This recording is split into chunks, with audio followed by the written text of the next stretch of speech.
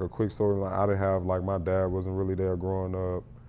My mom was there in the early stages. Then I had started moving with my grandparents and so on and so forth. So a lot of traits not being learned from the right people in the right way. I don't really sit in my bullshit for too long because the world necessarily doesn't allow you, because one thing I know is it's gonna keep spinning. And so it was like, okay, this has happened. Where do we go from here? Player and person, one of the same. You know, he's kind of a risk taker. On the field, he was such an athlete and such an elite physical player that he could get away with some of that stuff. Off the field, a worker, like up at the facility, was full on. He had energy.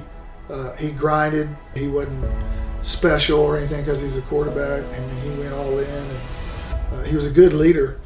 He's a bro. He's one of those guys that was a leader, always had to be a leader, and always had to play it smart. And that's what he did for 4 years straight that I was there with him.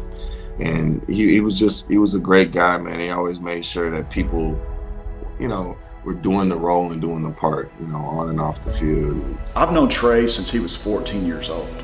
You know, you're talking to the guy that has followed high school recruiting. I met Trey, and Trey and I still talk to this day. To me, and to people that know Trey outside the program, he was a model player. I mean, look at Iowa State. I mean, look at the story that broke there. You have to be able to just surround yourself with a good group of people. And I think I've learned that now. I met a guy named David Shivers. So David Shivers is the assistant pastor at Prestonwood in Plano. We connected at the national championship game where we got dusted at. But yeah, we connected at the national championship game. He prayed for me there. We came back in town. We had a few meetings, just fellowshipping. And then I literally had attended the church a few times and came to him with the approach of me wanting to be baptized. I told him I wanted him to do it. I had did it when I was younger, but starting this new phase of my life and I felt like it was very necessary. So I did what I needed to do. I tell people all the time, like, it's cool going to church, but like being around a group of men that all have the same common goal and all share the same beliefs, same faith. I think the first time like going to like the men's conference, it kind of like changed me because I had never seen, like, I think growing up without a dad, you never know the impact that men can have on your life until you're around it. So I think that's kind of what it was for me, just being around a good group of men.